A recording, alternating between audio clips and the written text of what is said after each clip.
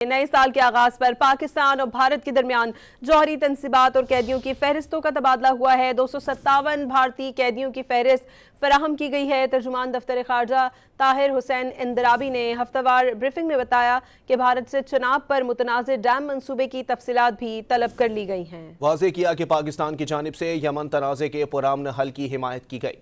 اسرائیل کی جانب سے صومالی لینڈ کو الگ ملک تسلیم کرنے کا اقدام مسترد کر دیا۔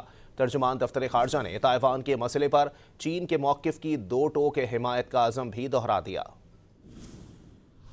پاکستان اور بھارت کے درمیان نئے سال کے آغاز پر قیدیوں اور جوہری تنصیبات کی فہرستوں کا تبادلہ ہو گیا۔ ہفتہ وار نیوز بریفنگ کے دوران دفتر خارجہ کے ترجمان طاہر حسین اندرابی نے واضح کیا کہ معاہدے کے تحت پاکستان اور بھارت سال میں 2 بار قیدیوں کی فہرست کا تبادلہ کرتے ہیں۔ انہوں نے کہا کہ بھارت کی طرف دریائے چناب پر متنازع بجلی منصوبے سے متعلق میڈیا رپورٹس پر گہری تشویش ہے۔ We have seen these media reports regarding Indian plans to construct Dulhasti State 2 hydroelectric project on the Chenab River.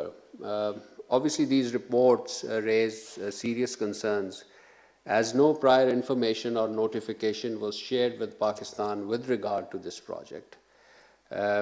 And sharing of this is mandated by the Indus Water Treaty of 1960. ترجمان وزارت خارجہ نے واضح کر دیا کہ بھارت یک طرفہ اقدام سے سندھ طاس معاہدے کی حیثیت کو تبدیل نہیں کر سکتا۔ باور کرایا کہ پاکستان یمن کے تنازع کے پرامن حل کی حمایت کرتا ہے۔ پاکستان یمن میں صورتحال معمول پر لانے کے لیے علاقائی کوششوں کا خیر مقدم کرتا ہے۔ وزیر اعظم اور سعودی ولی عہد کے درمیان ٹیلی فونک رابطہ ہوا۔ دونوں رہنماؤں نے دو طرفہ تعلقات اور تعاون کو مضبوط بنانے کے عزم کا اعادہ کیا۔ ترجمان دفتر خارجہ نے کہا کہ پاکستان اسرائیل کی جانب سے صومالی لینڈ کو الگ ملک تسلیم کرنے کے اقدام کو مسترد کرتا ہے۔ وزارت خارجہ کے ترجمان نے میڈیا کو بتایا کہ اسحاق ڈار چین کا دورہ کریں گے۔